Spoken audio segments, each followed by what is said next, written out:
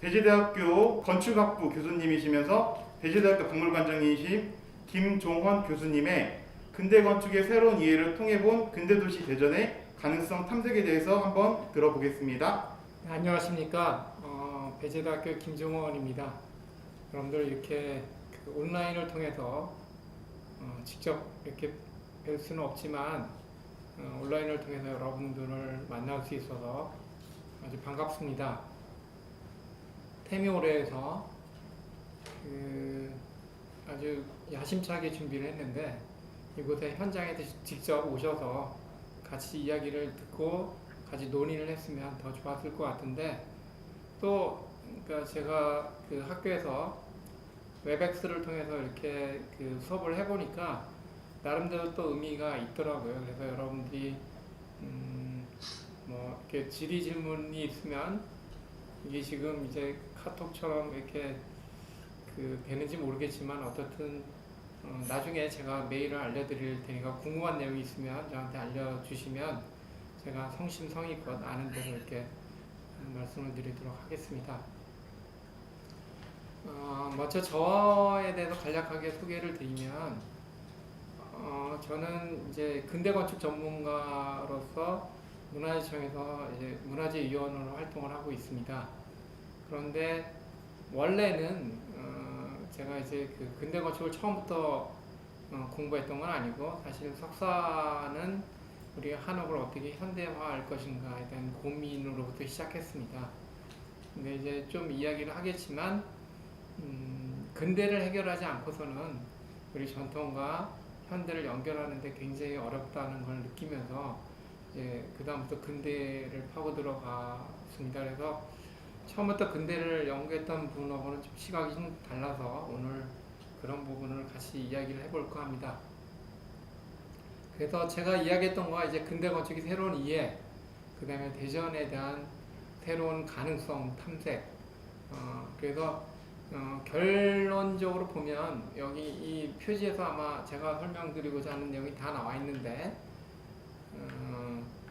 대전역과 서대전역을 연결시키면 대전이 어떻게 변할까라고 하는 건데 결론은 하트 오브 코리아, 그러니까 한국의 저는 이제 하트를 구심이라고 하는데 그러니까 중심이 아니라 그러니까 그 모여드는 곳, 그래서 심장이 모여드는 곳으로 생각해서 이치 대전. 그래서 이제 대전이 캐치프레이즈가 이치 대전인데 이치 대전이 무엇을 의미하는지 잘 모르잖아요. 그래서 저는 한국의 구심점, 한국으로 그러니까 모여드는 구심점이 대전이다, 이런 의미로 여러분들과 같이 이야기를 하도록 하겠습니다.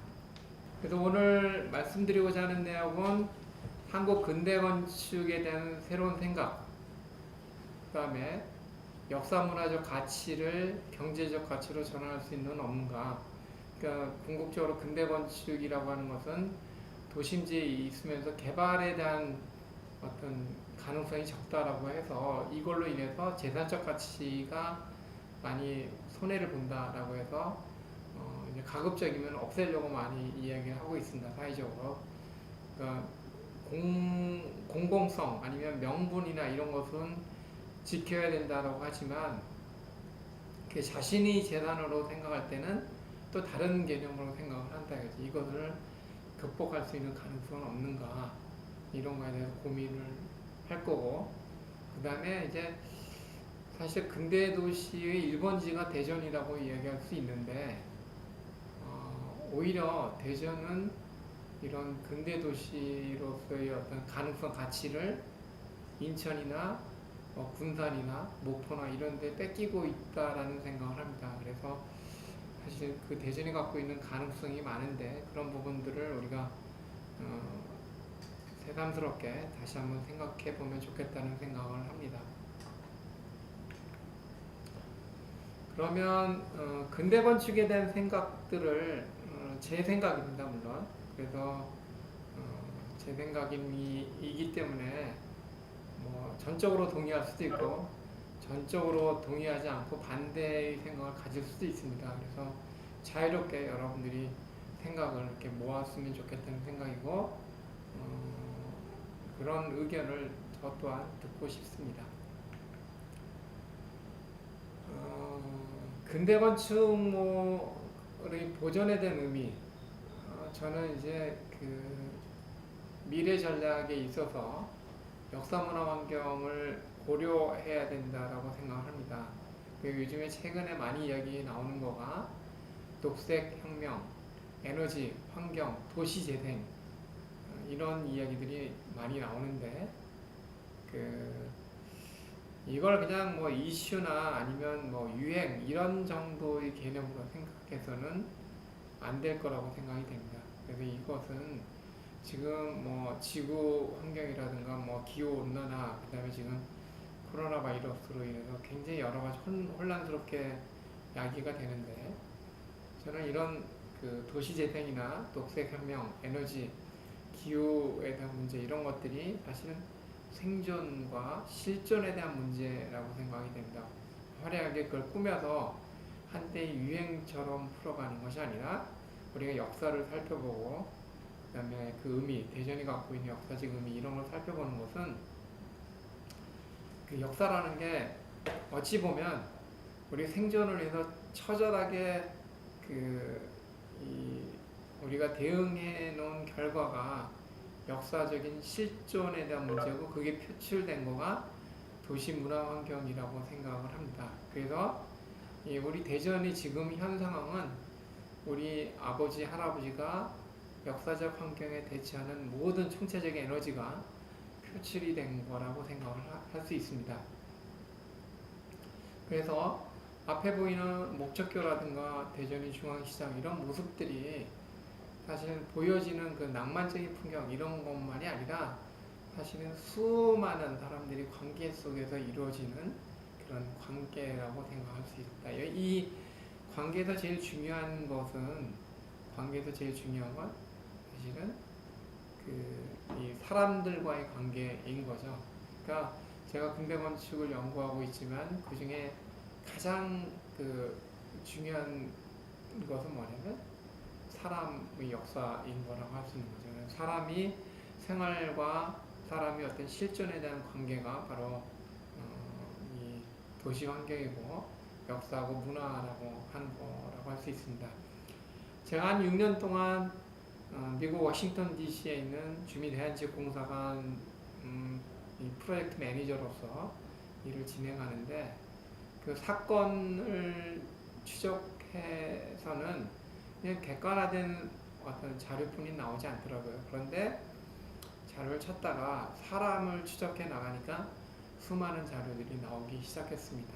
그래서 역사는 역시 사람이 만드는구나 이런 걸 느끼게 되었습니다. 그래서 이 도시환경이라고 하는 것을 물리적인 건축적인 어떤 몇 평이냐 아니면 뭐 이게 돌로 되었다 아니면 뭐 나무로 되었다 이런 것이 중요한 게 아니라 그 건물 안에 담겨졌던 사람의 생활, 삶 이런 것들을 우리가 주목해 볼 필요가 있다라는 거죠. 그래서 역사 문화 환경은 바로 그런 것들을 그대로 나타내 준다고 이야기할 수 있습니다. 도시 문화 환경이 보존, 우리가 당이론 아니면 명분으로 해서 도시 역사 문화 환경을 보존해야 된다고 주장하는데 실상은 어떤 건축가는 역사는 짐이다, 버든이다.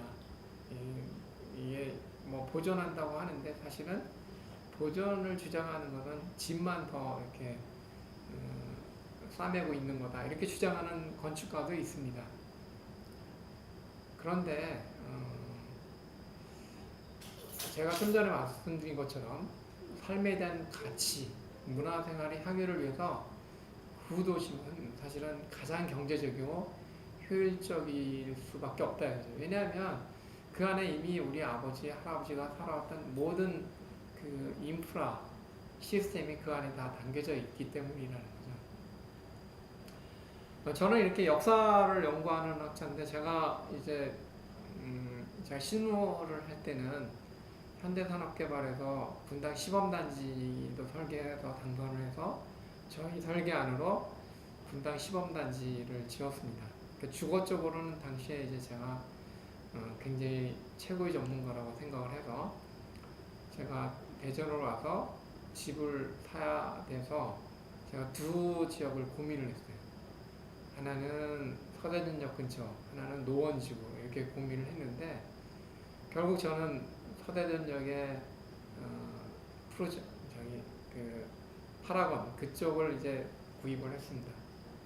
근데 저희 집사람은 노원지구가 개발되니까 그쪽을 사자고 이야기했는데 무슨 소리냐, 나는 그래도 건축가 전문가고 역사적인 맥락이나 서대전에서 KTX가 열리고 그러니까 훨씬 더 가치가 있다라고 주장을 해서 이제 그 유등천변을 선택을 해서 샀습니다. 그런데 지금 와서는 그 가치가 굉장히 큰 차이가 나더라고요. 어쨌든 근데 그 판단은 저는 지금도 제 판단이 옳다라고 생각을 합니다.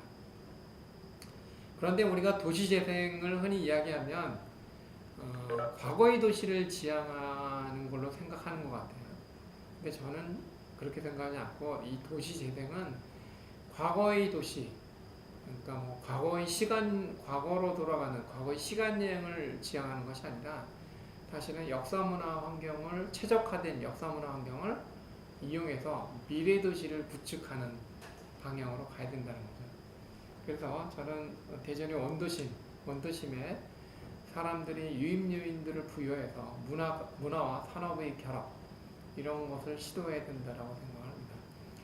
제가 최근에는 매년 이제 1년에 한 2번 정도 파리에 방문을 해서 제가 이제 그 등대문화유산위원회 이 일을 하고 있는데 거기 가서 이제 세계 등대에 대한 컨퍼런스를 하고 이러는데 파리를 가면서 느끼는 거는 파리는 관광객을 위한 도시가 아니라는 생각을 하게 되었습니다. 즉 파리는 관광객을 위한 도시가 아니라 그 안에서 살아가는 사람들을 위한 도시라는 생각을 합니다. 마찬가지로 이태리 피렌체, 르네상스의 원전이 되는 이 피렌체의 시내 전경과 그 사이 골목길, 여기 사람들을 굉장히 좋아하고 굉장히 여기서 행복해하고 또 과거의 도시를 그리워하는 이유는 그 안에 사람들이 삶에 대한 에너지, 삶에 대한 지혜가 그 안에 다 담겨져 있고 그걸 같이 공유하기 때문에 과거의 도시를 그리워하는 것. 그래서 과거의 도시가 잊혀져 있는 시간여행에서 뭐 이렇게 잊혀진 도시가 아니라 사실은 계속 성장하면서 새로운 미래 도시로 만들어가는 거라고 생각합니다. 그런데 이제 우리의 실상, 우리를 한번 이렇게 냉철하게 이렇게 생각을 해볼 필요가 있다는 생각이 듭니다. 그래서 실제로 한국 근대 건축에 대한 저희 생각인데 왜 근대 건축에 대해서 부정적인가? 우리가 제가 이제 그 한옥을 어떻게 현대화할 것인가 이런 데 관심이 많다고 했는데 그 한옥의 발전에 대한 가능성은 무엇이 한옥을 예찬해서 가능성을 찾는 게 아니라 사실은 무엇이 문제인가? 그러니까 무엇이 발전을 가로막는가? 이걸 찾아내야 된다고 생각하는 거죠. 마찬가지로 근대 건축에 대해서 왜 부정적인가 이런 걸 우리가 근본적으로 생각해 볼 필요가 있다라는 거죠. 근데 우리는 한국 근대 건축을 우리 아버지 할아버지가 살아왔던 실질적인 삶을 담아내는 공간이라고 보는 것이 아니라 그 양식에 의해서 일본에 의해서 서양의 양식이 강압적으로 도입된 건축이다. 그러니까 이게 감정적으로 아니면 정서적으로 이게 굉장히 기분 좋게 이렇게 인식되기가 어렵다는 거죠. 그래서 일본 식민지 지배로 인해서 그 시대 자체를 굉장히 부정적으로 인식하는 경향이 있습니다. 그러니까 대전이 뭐 최근에 일제강점기에 있는 적산가옥 이런 거를 문화재로 만드는 거에 대해서 상당히 뭐 반론도 제기하고 왜 일제 때 만들어진 이 일본식 건물을 우리가 문화재로 지정해서 또는 등록해서 보존해야 되냐 이런 얘기를 하는 분들이 있습니다. 이런 이유로 인해서 대전을 근대 도시로 규정하는 것 자체를 대전의 역사는 사실 이 철도 부설과 함께 만들어졌는데 그래서 사실 이 공주나 뭐 청주나 충주에 비해서 전통성이 사실은 좀 미약한 도시인 거죠. 그래서 이들 도시보다는 근대 도시로서 규정을 할 수 있는데 이런 부분에 있어서 별로 좋아하지 않는 것 같아요. 이건 제 생각입니다만. 그래서 근대 도시임에도 불구하고 사람들한테 근대 도시로서의 어떤 자리매김하는 거에 적극적이지 않은 것 같아요. 대전시의 경우에. 그래서 그런 부분에 있어서 저는 좀 이렇게 저는 좀 그럴 필요가 없다라고 생각이 들고, 그래서 저는 이 어려운 시기를 극복하는 것에 대한 가치를 부여하는 것이 중요하다고 하는 거죠. 우리는 일제강점기를 뛰어넘어서 우리가 그걸 극복해서 독립된 국가로 어쨌든 간에 만들어내고, 그래서 지금은 세계 뭐 10대 뭐 아니면 10몇 대의 강대국으로 성장한 거가 더 가치가 있다라고 하는 거죠. 그러니까 어떤 개인이 굉장히 어려운 고비를 겪어서 그 어려운 고비가 그 사람의 성장에 대한 동력으로 만들었음을 자랑스럽게 생각할 때 그 사람이 인간적인 가치가 더욱더 이렇게 평가되는 것처럼 국가도 마찬가지라고 생각이 됩니다. 그래서 제가 2010년도에 그 BH에서 이제 G20 정상회담을 할 때 청와대를 리모델링하는 것에 대한 자문을 한 적이 있어요. 그런데 거기서 제가 제안했던 거가 뭐냐면 1910년도에 지어진 석조전을 G20 정상회담으로 사용하면 좋겠다 이렇게 제시를 했습니다. 왜냐하면 100년이 된 이 석조전 건물이 2010년도에 이 G20 정상회담이 열렸는데 이 식민지 시대의 역사가 100년 만에 이렇게 G20 정상회담을 주최할 정도로 이렇게 발전한, 그래서 부끄러운 역사를 극복한 국가로서의 새로운 이미지를 풀어내는데 석조전보다 더 좋은 대상이 별로 없다라고 제안을 했었는데, 결국에 뭐 보안에 대한 문제 이런 걸로 인해서 코엑스에서 진행을 했습니다. 그렇지만 저는 아직도 그 석조전이 갖고 있는 가치, 그러니까 우리가 쭉 살아오는데 항상 좋은 일만 있을 수는 없는 거죠. 그래서 슬프고 또 어렵고 부끄러운 역사를 어떻게 극복해냈냐가 저는 그 삶, 그다음에 그 국가의 가치를 나타내는 거라고 생각을 합니다. 대전역이죠. 대전역의 모습인데 이런 일제 때 지어졌던 이런 역사들, 이런 것들이 일제 때 지어진 건물이니까 별로 가치가 없다, 이럴 필요가 없다라는 거예요. 우리는 이것을 극복해서 새로운 가치를 풀어낼 수 있다라고 하는 거죠.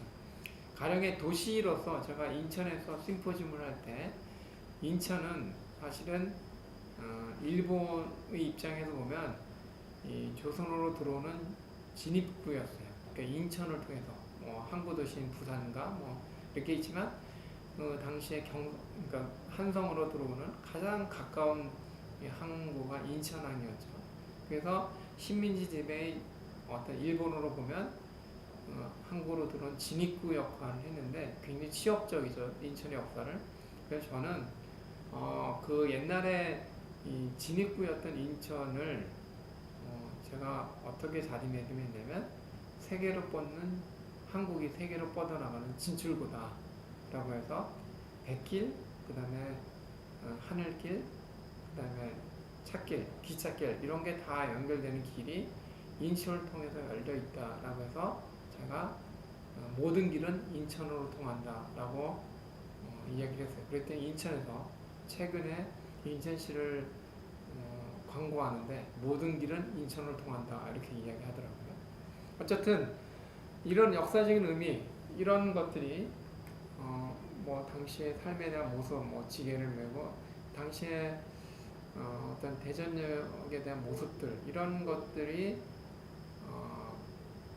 단지 낭만적인 것만이 아니라 사실은 그 삶에 대한 가치, 이런 것들을 우리가 품어 안을 수 있을 때 우리의 삶이 훨씬 더 가치 있고 풍요로워지지 않을까 이렇게 생각을 해봅니다. 이거는 이제 대전역하고 비슷한 대구역이죠. 그래서 당시에 이 특징이 아주 재미있는데 부산이라든가 신의주역 같은 경우는 르네상스 양식의 서구식 건축을 지었어요. 그 다음에 이제 그 군산이라든가 목포라든가 새로운 그러니까 조선인이 많이 기거하는 이런 곳들은 이 일본식, 그래서 일본식 건물을 많이 지었어요. 그래서 일본인들이 많이 이제 경계에서 부산에 들어와서 활동하고 있는 곳은 이 르네상스 양식의 서양식 건축, 신의주라 경계에 있는 데는 그런 건물로 지었고, 항구도시는 일본 목조 양식으로 철도 역사를 지었어요. 그런데 대구나 대전, 이 내륙 도시는 두 개를 합쳐서 일본식 건축과 그다음에 서양식 건축을 합쳐서 그런 독특한 그런 양식으로 바뀌게 되는데, 어쨌든 철도 역사가 만들어지면서 대전이 발전하게 되는데, 그것도 그 원인을 다시 설명을 드리겠지만, 우리나라 도시 구조가 이전에는 내력 중심 도시에서 일본과 연결되는 항구 도시로 도시 구조가 완전히 재편하게 됩니다. 그래서 대전역의 어떤 그 당시의 모습, 사진을 우리가 살펴볼 수가 있습니다. 그래서 저는 건축적으로 사실 지금 지어진 이 대전역보다 오히려 더 이렇게 옛날에 일제시대이지만 건축적인 어떤 그런 특징이나 이런 걸 보면 조금 더 풍요롭지 않나, 이런 다채로운 이야기들이 많이 담겨져 있을 것 같은 생각을 합니다. 전 그렇다고 뭐 제가 일본을 좋아하거나 일본을 예찬하는 거는 절대 아니고, 저는 굉장히 일본에 대한 어떤 그런 사료나 이런 걸 발굴해서 문제가 많은 걸 제 나름대로 이렇게 많이 밝혀낸 사람입니다. 어쨌든 근데 건축 양식적인 건축적인 측면에서만 말씀드리자면 그렇다는 것이죠. 어떻든 당시에 어떤 역을 통해서 만들어진, 그리고 1932년에 지어졌던 구 충남도청 이 모습을 우리가 확인할 수 있고, 지금 오늘날의 그 충남도청 중축을 해서 만들어진 충남도청을 우리가 볼 수가 있습니다. 그래서 이제 그런 일제 시대의 어떤 잔재, 그다음에 일제의 어떤 식민지 지배를 나타내주고 있기 때문에 근대 도시, 근대에 대해서 별로 이렇게 자랑스럽게 생각하지 안 해왔던 것도 사실이지 않나, 이렇게 생각이 됩니다. 이 석조전은 1910년에 이제 지어진 건물인데, J.R. 하딩이라고 하는 이 등대 건축가가 설계한 건물입니다. 이것도 이제 그 전에 이제 이걸 설계한 건축가가 G.R. 하딩이라고 소전성호라고 하는 사람이 그렇게 기록이 되어 있어서 굉장히 혼란스러웠어요. 원래 설계자를 찾는 데 있어서. 그래서 제가 영국의 내셔널 아카이브 가서 J.R. 하딩이라고 하는 것들을 찾아내서 복원을 진행을 했는데, 어쨌든 이 석조전이 이제 J.R. 하딩이 지으면서 이게 1910년대에 준공이 됐습니다. 그래서 이 건물이 일제강점기에 이제 사용이 되면서 미술관으로 사용이 됐었던 거죠. 그래서 어쨌든 이 건물이 저는 상당히 우리가 한국이 근대사를 극복해 나갔던 그런 건물로서 나름대로의 어떤 가치가 있는 건물이라고 생각이 됩니다. 시간이 이렇게 많지 않아서 이 건물에 대해서 자세하게 설명드리기가 좀 그렇지만, 어쨌든 이 열주로 되어 있는, 서양식 열주로 되어 있는 이 건물이 굉장히 멋지고 좋은 건물이라고 생각을 하지만, 사실은 이 하딩이 아주 정교한 건축가라기보다는 등대 건축가로서 디테일이 좀 많이 떨어지고 건축적인 체계는 좀 부족한 부분이, 서로 창호라든가 크기라든가 열주의 간격이라 이런 것들이 좀 맞지 않는 부분들이 좀 있습니다. 그렇지만 그것들이 중요한 건축적인 양식이 중요한 게 아니라 이 안에 담겨져 있는 역사적인 사실, 역사적인 가치, 우리 어떤 그 대한제국과 그다음에 일제강점기를 상징하는 그런 건물이기 때문에 그 건물 자체로서의 의미를 지니고 있다고 보는 거죠. 전형적인 모습입니다. 그래서 결국 제가 주장하고자 하는 내용은 결국 근대 건축 건축 그 자체보다도 그 안에 담겨져 있는 우리 아버지, 우리 할아버지 실질적인 삶이 어떻게 연계를 갖고 있고 관계를 맺고 있는가 이런 것들을 풀어내야만이 그게 근대 건축으로 시작될 수 있다라고 하는 거죠. 그래서 제가 이제 대전시 경관 기록가 사업 화보집을 우연히 이렇게 보게 됐어요. 그래서 대전 철도공사에서 바라본 대전시 전경. 역시 대전은 철도로 인해 만들어진 도시인 거죠.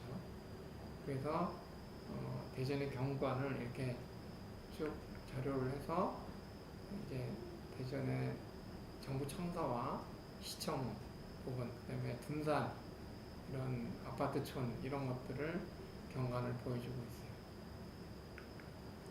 그래서 갑천 프로젝트를 보여주고 또 이렇게 대전의 어떤 도시에 대한 인상 이런 것들을 보여주고 있어요.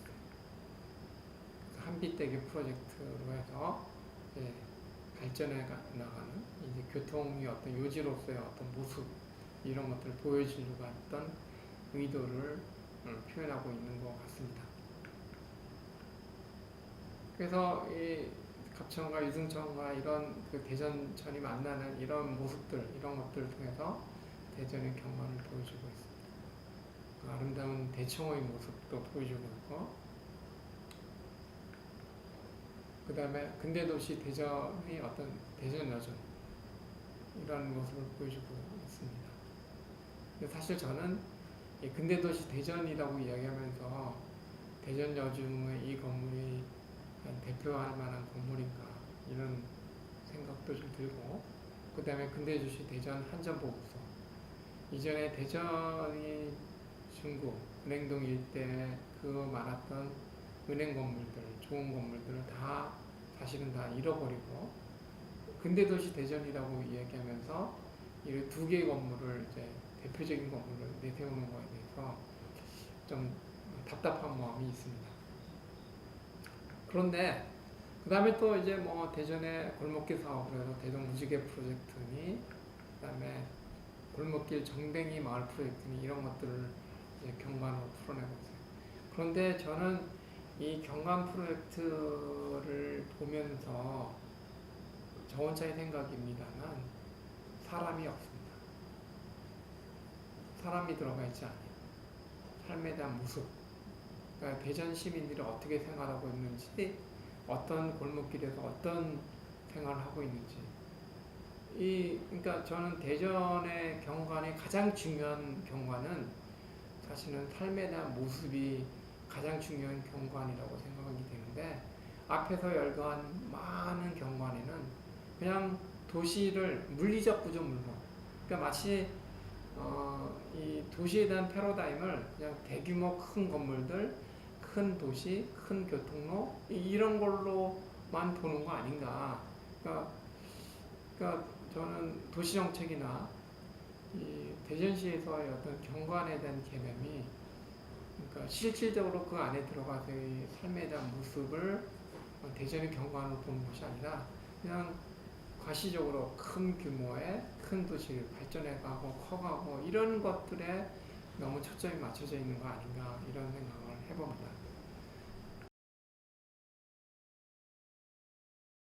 핵심은 사람인데 사람의 모습이 보이지 않아요. 얼마 전에 이 한국건축가협회에서 서울이 도시화 건축이라고 하는 책자를 만들어내면서 이 새로운 시도를 했어요. 그거는 뭐냐면 서울이 갖고 있는 곳곳의 골목길의 실질적인 모습이 사실은 서울의 도시화 건축이다 라고 이야기해서 골목길의 다양한 모습들을 기록하고 정리하는 방향으로 해서 서울의 도시화 건축을 기록을 했습니다. 저는 대전의 경관의 가장 중요한 모습은 바로 그런 모습들, 골목길, 삶에 대한 모습들 같이 어우러질 때 그러니까 나랑 관계, 그러니까 모든 역사는 또 제가 이제 박물관을 꽤 오랫동안 운영을 하고 그래 왔는데 박물관 전시의 가장 큰 핵심은 내가 그 박물관에 가서 그 전시에 가서 나와의 연결성을 가질 수 있는가에 이 전시의 핵심이 성공에 대한 핵심이 거기에 있다고 생각이 됩니다. 경관이고 시의 정책이든 아니면 전시든 모든 정책의 고리는 저는 나와의 연결성입니다. 내가 거기에 끼어들 수 있고 내가 참여할 수 있는지 이런 거라고 생각하는 거죠. 그래서 저는 좀 심하게 이야기하면 이런 경관은 사실 나와 상관없는 경관이고 그냥 책자를 만들어내기 위한 경관에 불과하다라고 하는 거예요. 저는 이런 모습들이 훨씬 더 많아져야 되고 그 다음에 거기에 여기서도 저는 불만이 뭐냐면 사람이 웃고 희희낙낙거리고 희노와 애락이 담겨져 있는 사람이 모습이 담겨져 있는데 이거는 그냥 사람이 이 안에 발을 담그고 있다는 걸 보여주는 그냥 도구적인 개념으로서의 어떤 사람의 모습만 담겨져 있다라고 합니다. 그 다음에 이제 또 왜 사람들은 이건 꼭 대전만을 이야기하는 건 아닙니다. 왜 대전 근대 건축에 대해서 부정적인가? 한국 근대 건축은 서양의 고전적 양식을 구현한 건물로 은연중에 규정되어 오고 있습니다. 한국 근대 건축은 서양의 고전적 양식의 건축을 한국 근대 건축으로 규정해 오고 있었어요. 그러면 서양의 고전적 양식은 한국과 대비되는 개념이 서양이고 근대와 대비되는 개념이 고전인데 한국 근대 건축과는 정말 이념적으로 개념적으로 보면 가장 상대적이어야 할 서양의 고전 양식을 한국 근대 건축의 주류, 이들이 뭐 한국 근대 건축에서 의미가 없다라는 것이 아니라 가장 중심을 한국적이지도 않고 근대적이지도 않은 건축을 한국 근대 건축으로 규정하고 있다는데 가장 큰 문제가 있다라고 합니다. 즉 그렇게 되면서 어떻게 되냐면 한국 전통 건축과의 연결성, 한국 근대 건축이 사실은 한국적이면서 근대적이어야 하는데 한국적이지도 않고 근대적이지도 않은 건축을 한국 근대 건축으로 규정하는 순간 우리는 우리 아버지, 할아버지가 살아왔던 전통 건축과 연결성이 배제돼서 우리가 이 근현대를 전통과를 배제시키는, 분리시키는 그런 개념으로 갖게 된다라는 겁니다. 또 이런 개념은 한국 근대 건축에 대한 가치를 어떻게 평가하냐면 누가 서양의 고전 건축을 얼마나 정확하게, 정말 정확하게 정밀하게 카피했느냐 이거에 의해서 가치 평가를 하는 거죠. 그러면 생각해 보세요. 서양 고전 건축, 서양의 양식 건축을 그대로 잘 베끼는 건물을 한국 근대 건축이 최고의 가치로 놓는 순간 이 건물은 서양 고전 건축이 아류에 불과할 뿐이다라고 하는 거예요. 이건 굉장히 큰 우리 개념적인 어떤, 그래서 아무리 좋은 건축을 만들더라도 사실은 그거는 우리 독자적인, 우리 한국 문화에 입하지 않은 그런 개념이 아니라 그냥 아류를 그냥 잘 베껴내는, 카피하는, 그야말로 어떤 기능인으로서의 어떤 역할, 건축가의 역할이 그런 것으로 전락하게 되는 그런 개념적인, 이론적인 오류를 범하게 되는. 그래서 건축사나 건축 역사나 이론이 그래서 중요하다라고 하는 거다. 그래서 저는 한국 근대 건축은 한국적이면서도 근대적인 건축으로 개념 전환이 이루어져야 된다라고 하는 거다.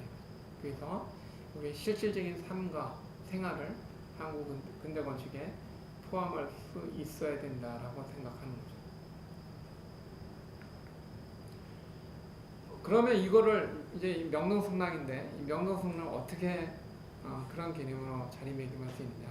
그러니까 우리가 이 서양의 고전 양식에 대한 개념으로 자리매김하면 이 서울에 있는 명동 성당은 노트르담 성당이나 사르트르 성당이나 아미엥 성당이나 이런 거에 비하면 그야말로 아류에 불과해요. 그런데 개념 전환이 이루어지면 벽돌의 크기가 한국인이 쌓을 수 있는 손의 크기에 맞춰서 달라지고, 그 다음에 이 전벽돌과 적벽돌을 통해서 나름대로 우리가 구해왔던 그 벽돌을 구해왔던 시스템을 적용해서 한국적인 고딕 건축, 또 로마네스크적인 그런 건축, 이런 것들 결합해서 나름대로 독특한 한국적 서양 건축으로 자리매김하는 순간 이 명동성당은 세계사적인, 세계 건축사적인 가치를 획득하게 되는 것입니다. 내부 모습입니다만, 이렇게 서양 건축에 갔을 때 이런 전벽돌, 회색 벽돌과 어우러져 있는 서양 건축을 우리가 찾아볼 수가 없어요. 근데 이것이 바로 명동성당이 한국에 들어와서 나름대로 한국적인 문화와 접목이 되는 새로운 가치를 부여하는 한국 근대 건축이 갖고 있는 아주 중요한 의미를 갖고, 그 가치에 평가를 해야지 이게 어떤 그 세계사적인 가치를 갖고 있고 세계문화유산으로서의 가치를 지니게 된다는 거죠. 우리가 맹목적으로 서양 고전 양식을 그대로 따라하는 건축으로 자리매김하게 되면 우리는 백날 노력해봤자 우리는 아류에 불과할 뿐이라고 하는 거다. 실제로 저는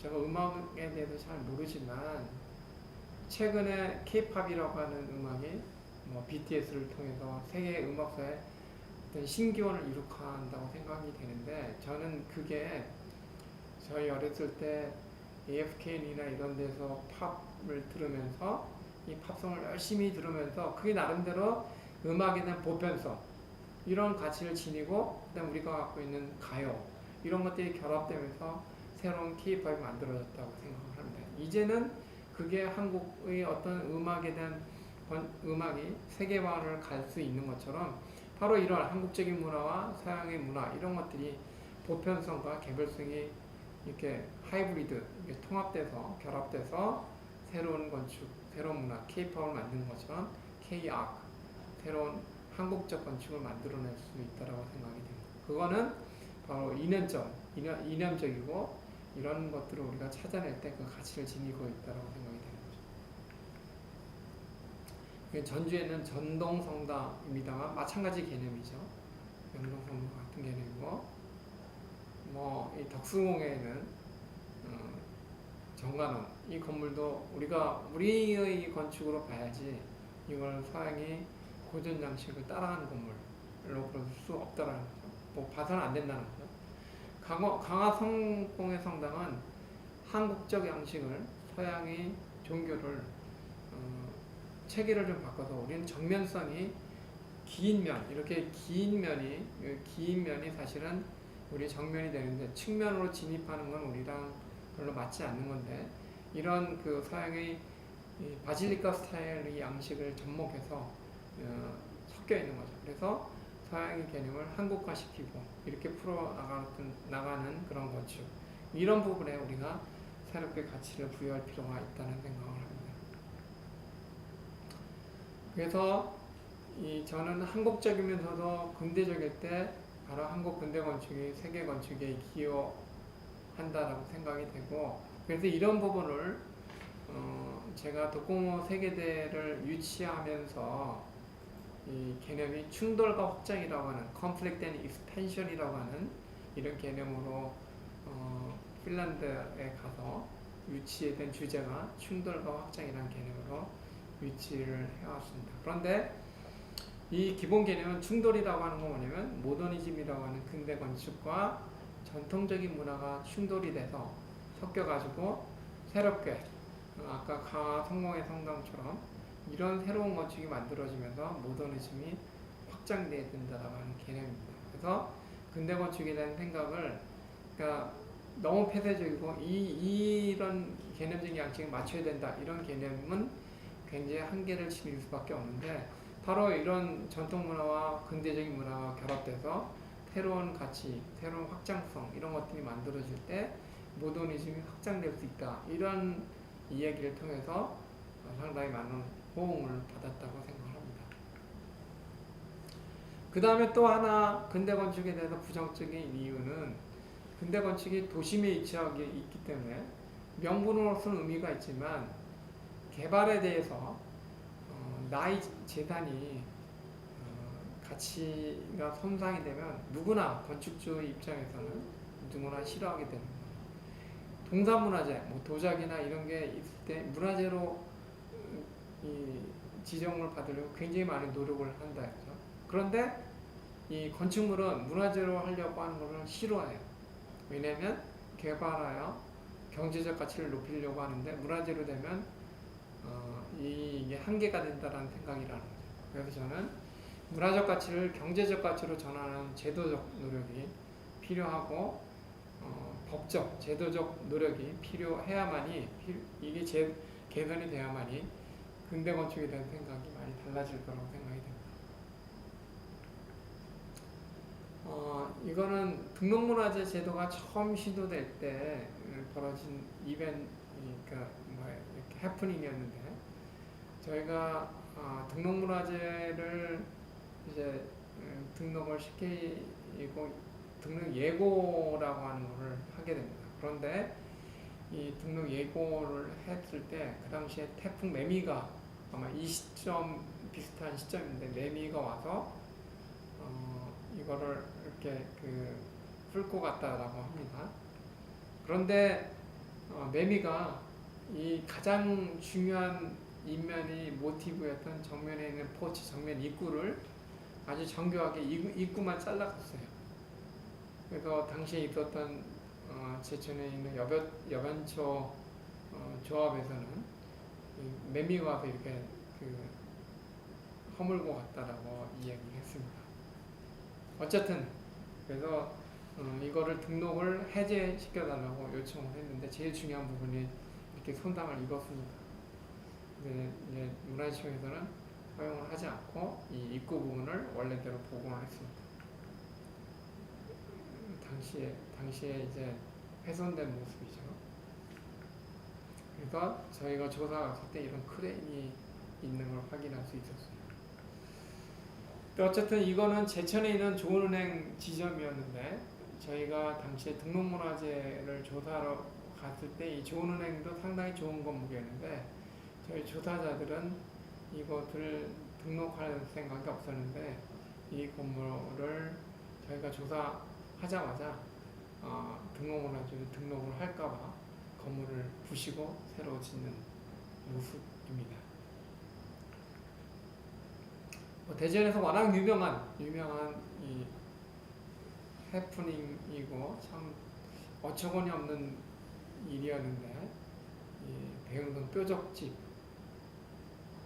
이건 굳이 제가 여기서 이야기를 하지 않아도 되지 않을까 이렇게 생각이 됩니다만 어쨌든 간에 조금 더 이야기하면 저희 이 근대를 연구하는 분들이 이 소유주한테 이걸 문화재로 등록을 하자고 여러 번 권유를 했습니다. 그런데 무슨 소리냐 그래서 권유를 하기를 이제 반대를 하셨습니다. 근데 어느 날 갑자기 이분이 등록문화재 등록을 신청을 했어요.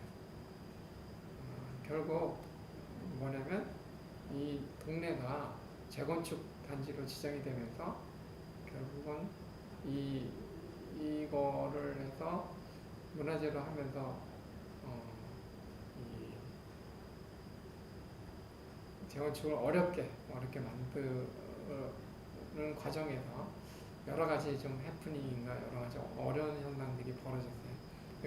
결과론적으로는 지금은 이걸 사전 예고를 통해서 이 건물을 간신히 옮기면서 지금 복원을 해놓게 되는 겁니다. 이거는 사실 대전의 근대건축사에서 굉장히 우리가 좀 뼈 아프게 우리가 좀 고민을 해야 될 이런 상황이라고 볼 수가 있습니다.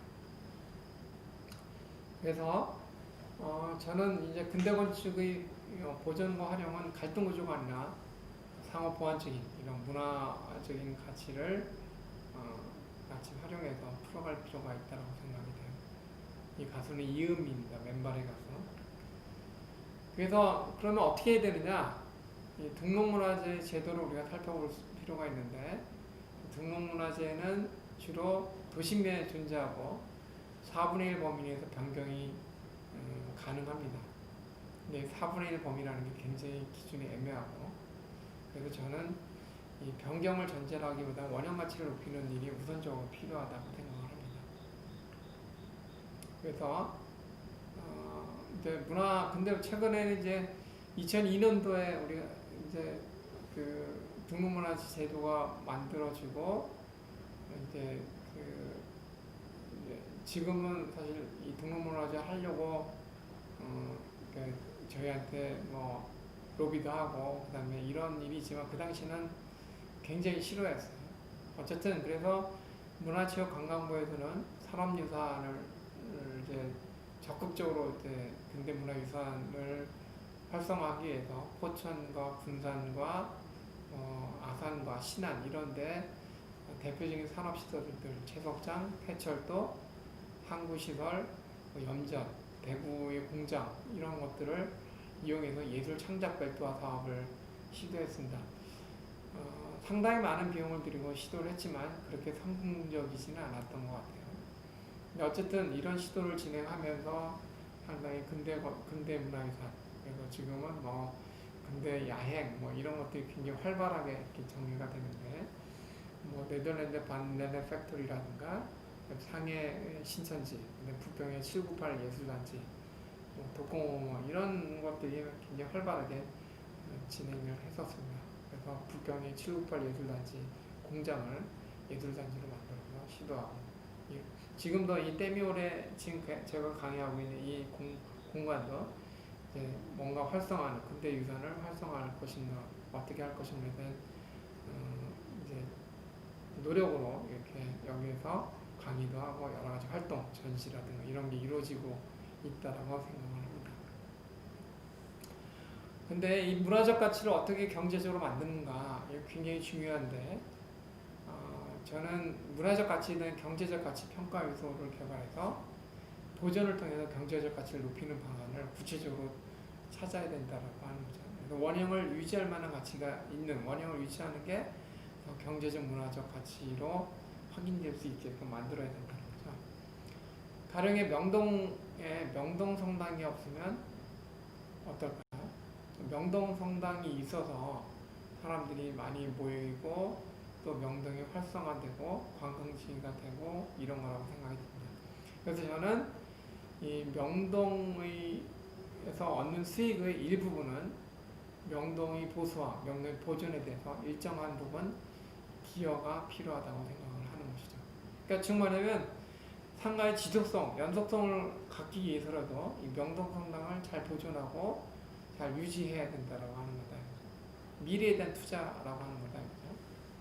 근데 실제로 제도적으로 보면 문화예술진흥법에 미술 장식물을 건축물 1만 제곱미터 이상을 지을 때 건축 비용이 100분의 1 이내에 예술품을 설치하게 돼 있는데, 저는 이 문화재 옆에 문화재가 있으면 그 미술품을 설치하지 않고 이 반대급부로 이 문화재를 갖고 있는 소유자한테 부여해 줄 수 있어야 된다고 생각하는 거죠. 그게 한꺼번에 비용을 주지 않더라도 이렇게 지속적으로 이렇게 할 수 있게끔 해주면, 왜냐하면 예술품을 설치하는 거나 아니면 주변에 문화재가 있어서 그 주변에 개발이 안 되기 때문에 오히려 이상한 예술품을 설치하는 것보다 훨씬 더 가치가 있다고 생각하는 거죠. 굉장히 중요한 의미를 지니고 있다고 저는 생각합니다. 그 다음에 이제 그 도심지의 문화 역사 환경은 오픈 스페이스가 되니까 이 공원과 같은 역할을 하는 거예요. 그래서 이 송천마을에 동춘당이 있는데, 이 송천마을은 동춘당이 있어서 굉장히 단지에 대한 가치가 높아진다라고 하는 거예요. 그래서 사람들이 그 가치를 높일 때 이 동춘당을 보존하고 또 유지하는데 비용을 일부분 제공을 해야 된다고 저는 생각합니다. 그래서 문화재가 옆에 있는 경우 대지경계선을 인접대지경계선으로 인정. 이게 좀 복잡한데, 뭐냐면 주변에 공원이 있으면 이 공원이 개발이 안 되기 때문에 인접대지경 개선을 대지경 개선으로 이용하게 되면 사선 제한이나 아니면 용적률이나 건폐율이나 이런 거에 굉장히 큰 이익을 볼 수가 있습니다. 그래서 저는 어차피 문화재가 있으면 개발이 앞으로 안 되기 때문에 용적률이라든가 건폐율 완화를 공원처럼 적용을 해서, 사실 나무가 있는 공원도 중요하지만 역사 문화 환경이 있는 이 문화재도 굉장히 중요한 공원이라고 볼 수 있는 거죠. 그래서 이 주변이 개발되면 문화재가 피해가 오기 때문에 그 문화재를 소유하고 있는 소유주한테 일정 기금의 이익금을 소유주한테 제공을 해주는 것이 바람직하다고 생각을 하는 거죠. 그래서 그 가치를, 경제적인 가치를 환산해서 그에 대한 어떤 소유주한테 일정한 비용을 지불하게 하면, 사회적으로 지불하게 하면, 굳이 그걸 허물어서 우리가 갖고 있는, 우리가 공공유산으로 갖고 있는 그 근대 문화유산을 허물 필요가 없다라고 생각하는 거다. 그러면 이런 개념에서 근대도시 대전의 새로운 가능성, 이런 것들을 우리가 이제 지금까지 했던 기본적인 이념과 개념을 가지고 다시 한번 이야기해보자는 거죠. 그럼 대전이라고 하는 부분에 대한 걸 어떻게 볼 것인가? 저는 이제 신라가, 이제 가장 약했던 신라가 이제 그 고구려와 백제를 멸망시키고 통일신라를 만들었죠. 그런데 이 통일신라의 가장 큰 실책은 저는 이 경주에 수도가 머물러 있었다라고 생각을 합니다. 그래서 그 구주 오성형이라고 하는, 전체를 다 통합하려고 하는 시스템을 구축해서 9주와 그 다음에 오석영을 만들었죠. 그래서 중원경, 북원경, 서원경, 남원경, 금강경 이런 거를 만들었는데, 결국 이 교통에 대한 시스템을 완벽하게 구축하지 못해서 결국 지정학적인 한계로 인해서 바로 통일 이후부터 지속적인 난을 도래하게 됐다고 생각합니다. 이건 제 생각입니다. 그래서 고려시대의 지방행정은 결국 뭐냐면 경주와 개경을 연결하는 그런 체계를 지니게 되는 거죠. 개경으로 올라서게 되는 거예요. 그래서 사실 고려는 굉장히 교통이 발달된 도시였어요. 무역과 문화가 굉장히 발달된 그런 시대였는데, 그걸 이제 고려시대의 교통망이 영남대로 오죠. 결국 경주와 개경을 연결하는 그 통로. 그래서 충주는 아주 중요한 도시로 부각이 되고, 영남대로의 가장 중추적인 도시가 충주였다고 합니다. 그렇기 때문에 우리는 충청도를 충주와 청주를, 충주가 원래 청주보다 훨씬 더 큰 도시이고, 이 충주는 아주 묘한 곳입니다. 그래서 이 충주는 신라와 고구려와 백제 문화가 융합되어 있는 아주 중요한 그런 도시라고 하는 거다. 그래서 조선시대 교통로는 이제 서울을 중심으로 만들어지는데 X자형으로 만들어지게 되는 거죠. 한성의 중심성이 사실 조선의 사회는 자율적인 생활 기반, 그러니까 자적적인 생활을 하는 데 있어서 고려는 교역과 뭐 이런 거가 중심이었다고 본다면 조선은 자적적인 생활 중심이었어요. 그렇지만 그런 그 자율적인 자적적인 생활 환경에 대한 한계를 한성의 어떤 중심성이 나름대로 한계 극복에 큰 도움을 가졌다고 생각합니다. 그래서 교통로는 단순한 물적, 인적 흐름만을 나타내는 것이 아니라 사실은 사회적 시스템을 총체적으로 반영하는 체계도라고 하는 거예요. 그래서 도시 구성이나 도시 디자인에 있어서 이런 사회적 시스템을 활용하는 것은 매우 필수적이다. 그래서 18세기, 19세기 수원 화성, 그 다음에 최근에 인천의 움직임은 이를 잘 반영하고 있습니다. 그러니까 그 당시에 18세기, 19세기 정치 중심의 도시가 수원 화성은 경제 도시로 변환이 됐던 거죠. 그래서 이런 시스템 변화가 변하게 되는 거죠. 그래서 18세기, 19세기의 수원 화성이 정치 도시에서 경제 도시를 변화하게 되는데 이제 인천은 이 글로벌한 도시로서 선점을 하게 됩니다. 교통 요지로서 공항이 그쪽으로 들어오면서 세계로 향하는 모든 길은 인천을 통한다. 배와 비행기와 자동차와 철도까지 연결이 되고 그래서 도시에 대한 어떤 인프라, 도시 구조 이런 것들이 굉장히 중요하다는 걸 새삼스럽게 느낍니다. 이 도시에서 우리 대전은 바로 이런 부분들을 우리가 전략화할 필요가 있는데 사실 이 일본에 의해서 부설된 철도는 원래는 충주를 통해서 가려고 계획을 잡았었어요.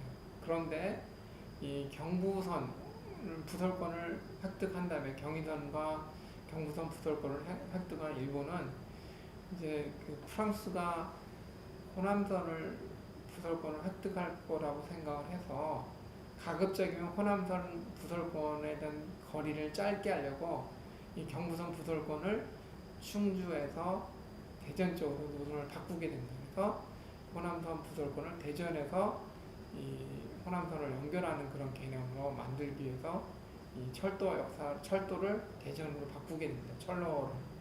그래서 어쨌든 내륙도시 중심에서 항구도시 중심으로 변하면서 이 대전은 각 항구도시, 부산과 목포와 그 인천, 그러니까 부산과 목포를 연결해서 서울을 연결하는 X자, Y자 형태로 바꾸게 됩니다. 그래서 Y축 도시 구성에 있어서 이 대전이 중심이 되는데 역시 경부선 철도의 중심축이 대전인 거죠. 그래서 교통도시 대전의 조차장 풍경을 볼 수 있고 이 교통의 중심 또 최근에는 이전에는 이제 도어 투 도어 시스템에서 자동차 중심의 도시에서 이제는 워낙 밀리고 그러니까 철도 중심으로 다시 도시가 바뀌고 있죠. 떼제베라든가 뭐 이런 걸로 해서 KTX라든가 SRT라든가 뭐 이런 걸로 해서 철도 교통으로 지금 변했죠. 이미. 대전을 경부선과 호남선을 아우를 수 있는 도시로 바꿔야 된다고 하는 거죠. 그래서 대전을 그냥 물리적으로 중심에 있는 도시가 아니라 모든 물적, 인적 자원이 모여들 수 있는 구심 도시로 구축을 해야 된다는 거예요. 그런 점에서 원도심은 아주 중요한 역할을 해야 된다는 거예요. 저는 사실 이 둔산으로 대전이 어떤 중심성을 바꾸는 거에 대해서 조금 좀 더 전략적으로 생각을 했어야 되는가 이렇게 생각을 하는데 어쨌든 지금은 뭐 이걸 바꿀 수는 없는데 그렇다면 둔산은 대전을 위한 중심 도시로 만든다고 한다면 원도심은 전국에서 다 모여들 수 있는 도시로 만들어야 된다는 거죠. 얼마 전까지 서대전역의 KTX가 중심됐을 때 저는 대전이 그러니까 호남선은 서대전역, 그다음에 경부선은 대전역 이렇게 모여들어서 서대전역과 대전역을 연결하는 셔틀이나 아니면 또 다른 트램이나 이런 걸 통해 가지고 신속하게 왔다 갔다 하는 연결 시스템을 구축했더라면 이 대전이 훨씬 더 커졌을 수 있다라고 생각을 합니다. 근데 지금은 이미 공주에서 이 KTX 역을 뺏기게 되고 그래서 저는 대전이 뺏겼다는 말이 좀 그런데 어쨌든 대전이 이렇게 모든 큰 도시에서 이 KTX를 연결해서 대전이 중심이 되고 여기서 이제 이 서대전역과 대전역을 중심으로 해서 각 지방을 연결하는 교통망을 체계를 구축해서 철도와 무궁화라든가 새마을이라든가 아니면 고속버스라든가 관광버스 이런 걸 연결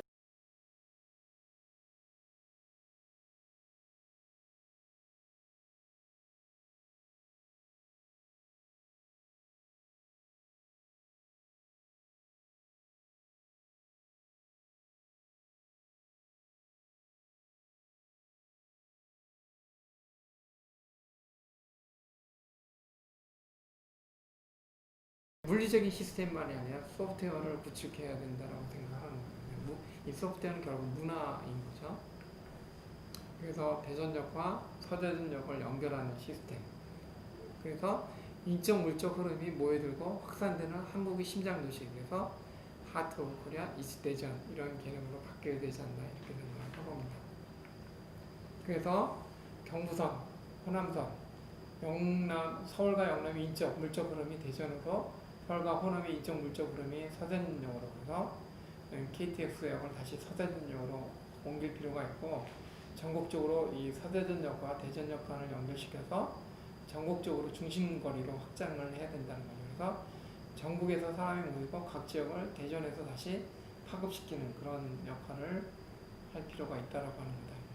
그래서 중앙로 중심의 원도심 재생에서 확장을 해서 서대전역까지 끌고 가야 되지 않을까 이렇게 생각을 합니다. 그래서 대전의 원도심은 대전이 도시가 아니라 한국의 심장 도시로, 그래서 서대전역과 대전역 간을 가로를 구축해서 둔산 지역을 연결시키고 각 지역에 대한 연결 체계를 마치 혈관이 구석구석 미세 혈관으로 퍼져나가듯이 저쪽 홍성과 그다음에 저쪽 내포도시까지 연결하고 각 전국에 있는 저쪽 강원도까지 연결하는 시스템을 빨리 와서 KTX를 연결해서 빨리 하는 게 더욱더 국가적으로도 훨씬 더 효율적이지 않나 이렇게 생각을 해봅니다.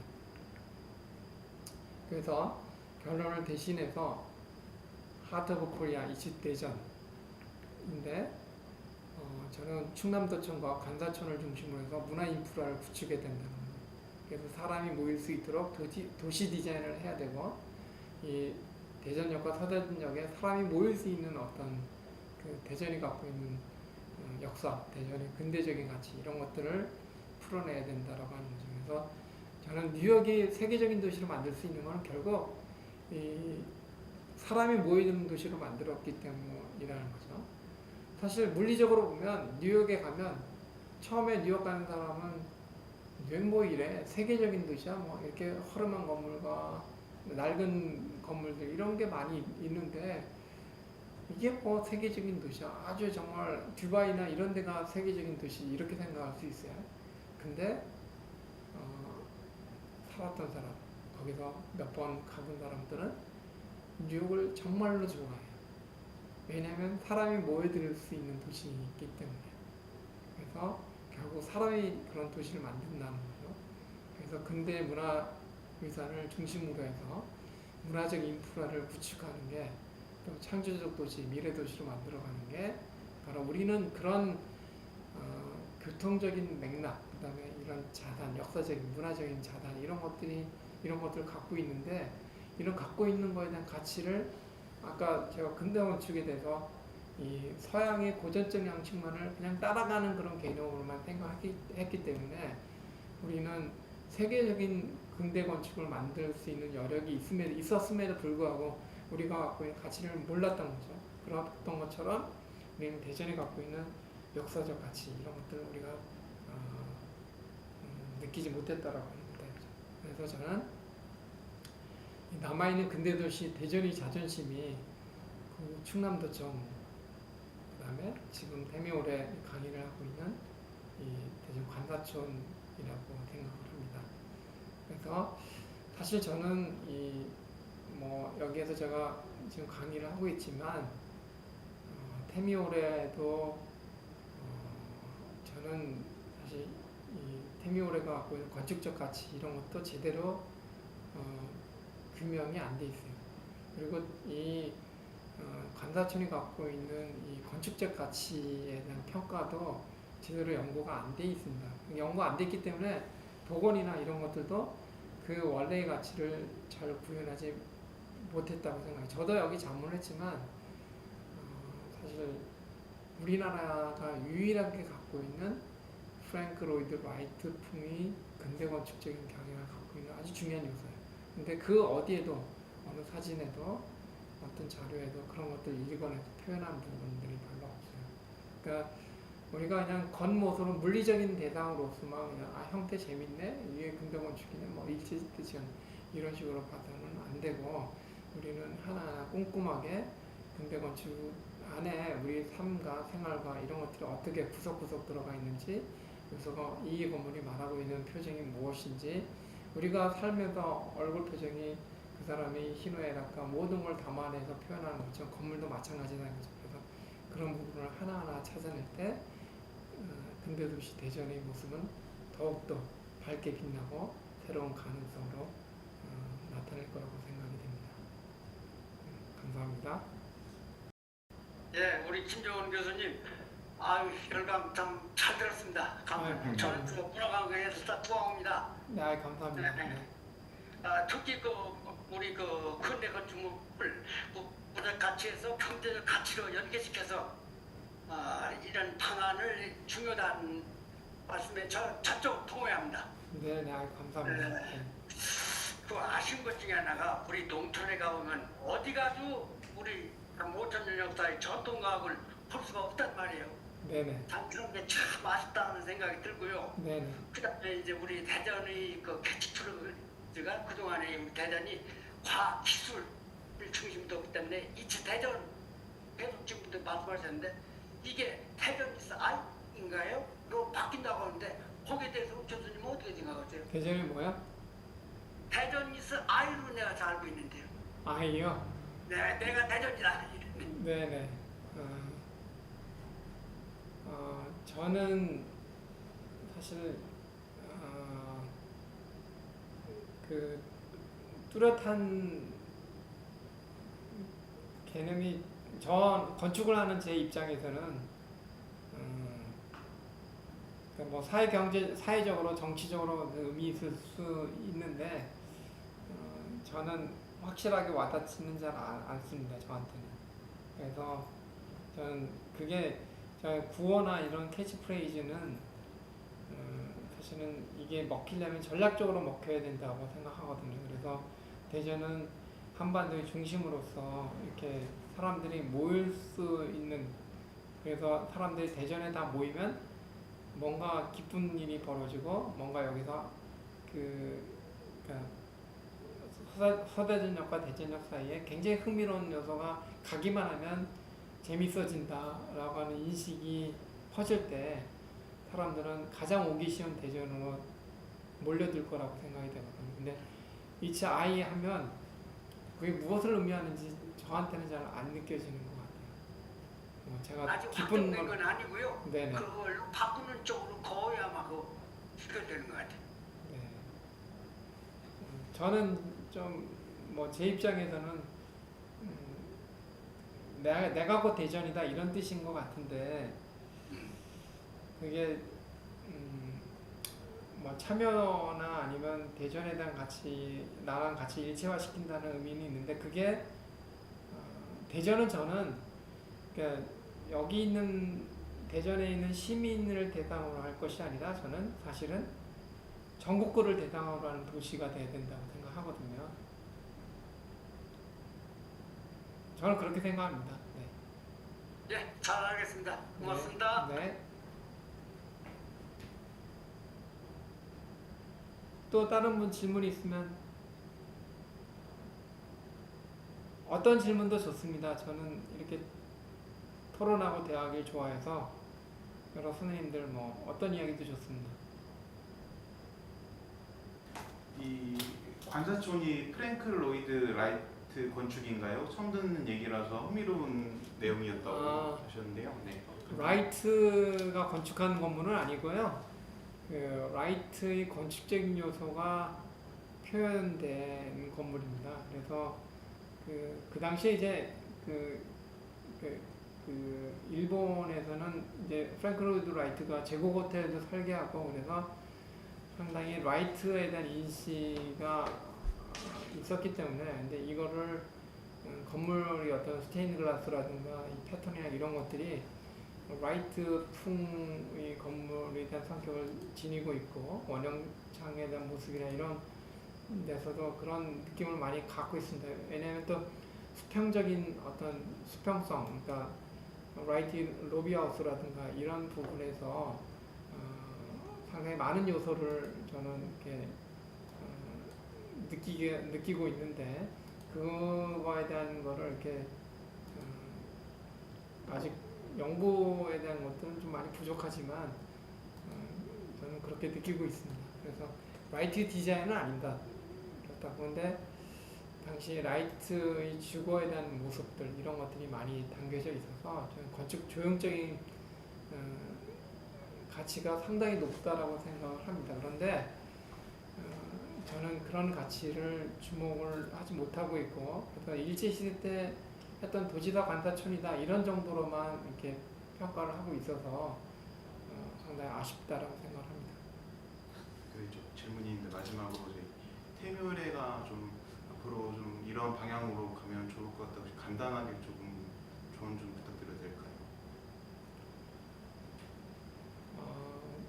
저는 이제 제가 서울에 있는 배재학당 역사박물관을 만들고 또 몇 년 전까지 제가 이제 운영도 해오고 근대 문화를 어떻게 이용해서 전시와 연구와 아카이브를 만들까 이런 거를 했는데 일단 저는 그 태묘를 일단 이 공간을 이렇게 살려낸 것만으로도 굉장히 큰 가치를 지니고 있고 어떤 여러 가정들 한꺼번에 다 찻숟갈에 배부를 수는 없지만 일단 이 태묘의뢰가 있기 때문에 대전이 갖고 있는 근대적 자산 아카이브를 태묘의뢰를 중심으로 해서 이렇게 구축하고 그다음에 여기에서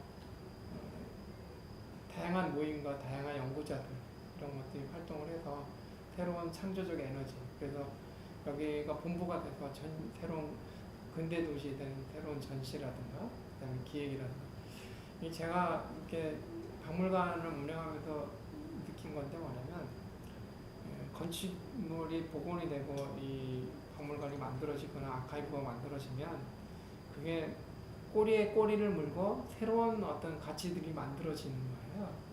그러니까 건물이 복원이 되지 않고 그냥 날아가면 사실 그게 다 묻혀지고 잊혀지는데 하나가 복원이 되고 그게 이제 연구자들이 달라붙어서 연구를 진행하게 되면 이게 꼬리에 꼬리를 물고 새로운 가치들, 새로운 생산적인 에너지가 만들어지더라고요. 그래서 실제로 제가 그 워싱턴에 있는 주미대연적 공사관 작업할 때도 계속해서 새로운 역사, 새로운 자료가 발굴이 되는 거예요. 그러면서 어떤 흥분되는 그런 새로운 역사가 쓰여지는 거예요. 사실 우리는 건물이 허물어지면 건물만 허물어지는 것이 아니라 역사가 허물어지는 거예요. 역사가 잃어버리는 거예요. 그래서 이게 보존이 된다는 건 새로운 역사가 발굴이 되고 새로운 역사가 발굴이 된다는 건 새로운 가치가 계속해서 재생산이 되는 거예요. 마치 우리가 같이 매일매일 생활하는데 우리 부모님에 대해서 잘 몰라요. 근데 옛날 사진을 보면 우리 아버님이 나에 대해서 이렇게 생각했구나. 이런 애틋한 애정을 갖고 있었구나. 이런 걸 느끼면서 감동을 느끼는 것처럼 바로 그런 것들을 만들어내는 그런 생산적인 그런 샘물처럼 이렇게 만들어지는 것으로 만들어야 된다고 생각하고 만들 수 있다라고 생각을 합니다. 그리고 이제 대전역 앞에 소재동이 이제 개발로 조금 사라질 위기에 처했는데 이 소재동은 어떻게 보존을 해야 한다고 생각하시는지 질문을 주셨습니다. 대전은 제가 뭐 강의도 도중에도 이야기했지만 대전의 정체성은 교통입니다. 그래서 소재동은 사실 철도의 어떤 근거를 나타내주는 그런 핵심적인 그런 대전의 핵심적인 문화 콘텐츠라고 생각을 합니다. 그래서 저는 대전시에서 좀 더 적극적으로 그러니까 서울은 용산을 보존하려고 많은 노력을 하고 있어요. 여러 가지로. 근데 그 보존은 단순하게 보존하는 게 아니라 그 보존을 통해서 서울을 세계적인 가치로 만들려고 하는 노력인 거죠. 근데 서재동 간사촌도 대전시에서 좀 더 적극적으로 대전의 정체성을 살린다는 측면에서도 조금 더 과감하게 예산을 투입하고 보존에 대한 노력을 해야 되지 않을까 이렇게 생각합니다. 네, 네, 지금까지 배재대학교 김종원 교수님께서 강의를 해주셨고요. 이 귀한 시간 좋은 내용과 말씀해 주셔서 감사하고 저희 태미울에도 조금 더 이런 내용을 바탕으로 해서 연구하고 좀 더 시민 여러분과 그리고 저와 연결성을 가지는 그런 내용을 좀 더 많이 연구해서 많이 공유해 드리겠습니다. 네, 이번 강좌 신청해 주셔서 정말 감사합니다.